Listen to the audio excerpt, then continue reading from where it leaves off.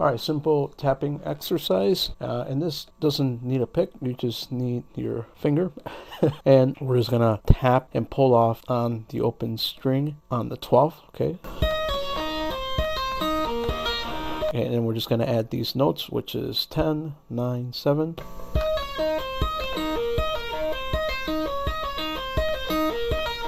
10, 9, 7, and then we're just going to go back and forth, back and forth, back and forth. Just that pattern. So we're going to...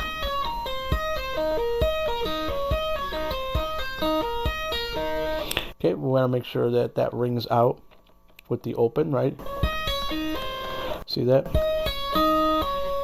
So we're going to hammer on, pull off, hammer on, pull off.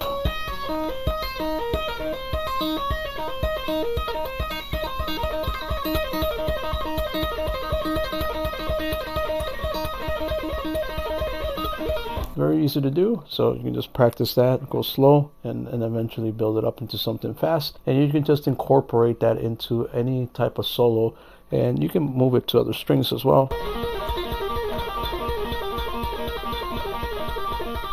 AC/DC, they do that quite a bit in some of their songs. If you listen to AC/DC, you'll hear some of that stuff.